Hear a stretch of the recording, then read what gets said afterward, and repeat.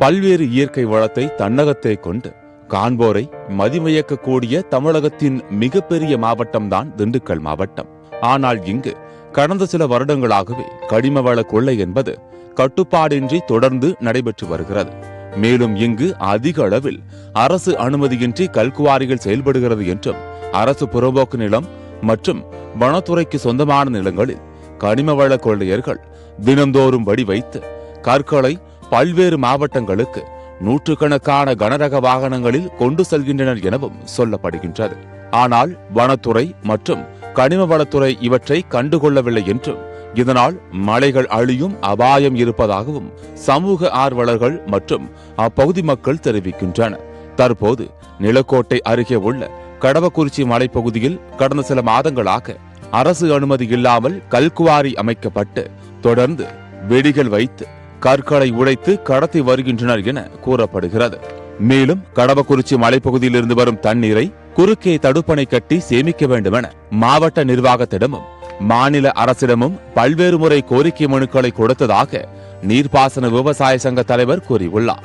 தொடர்ந்து பேசிய அவர், முசுமுத்து கிராமத்துலதான் மேல்மலை மேல டேம் அமைக்கணும் அப்படின்னு சொல்லி அரசுக்கு நாங்க பல ஆண்டுகளாக கோரிக்கை வச்சுக்கிட்டு இருக்கோம். அங்கிருந்து போனா எல்லா பஞ்சாயத்து, அதாவது 14 பஞ்சாயத்துக்கும் 2 பேரூராட்சிக்கும் தங்குதடை இல்லாம அந்த நீர் போய் எந்த செலவினம் இல்லாம போய் சேரும் அப்படின்ற கருத்தை வச்சுட்டேன் அங்க டேம் அமைக்கணும்னு சொல்லி நாங்க சொல்லியிருக்கோம். அந்த தண்ணியை தேக்கிறதுக்கான இடத்துல கல்குவாரி அமைச்சு அதை சேதப்படுத்திட்டு இருக்காங்க. இந்நிலையில் கடந்த சில மாதங்களாகவே அரசு அனுமதி இல்லாத வனத்துறைக்கு கட்டுப்பட்ட மலைப்பகுதியில் கல்குவாரி இயங்கி வருவதாகவும், நிலக்கோட்டை வருவாய்த்துறை அதிகாரிகளிடம் புகார் அளித்தும் எந்த ஒரு நடவடிக்கையும் எடுக்கவில்லை என்றும், அரசு அதிகாரிகள் கனிம வளங்களை கொள்ளையடிக்கும் நபர்களுக்கு ஆதரவாக செயல்பட்டு வருகின்றனர் என விவசாயிகள் குற்றச்சாட்டை முன்வைக்கின்றனர். இது சம்பந்தமா பல துறை மாவட்ட ஆட்சியர்களுக்கு கொடுத்தோம், சட்டசபை குழுவுக்கும் நாங்க நேரில் கொடுத்தோம், முதலமைச்சருக்கு கொடுத்தோம், ஐபி அவர்களையும் நேரில் போய் சொல்லிட்டோம். நேரில் சொல்லி இதுவரையிலும் எந்த விதமான நடவடிக்கையும் எடுக்கல. ஆகையினால தயவு செய்து இந்த கல்குவாரியை மூடணும்.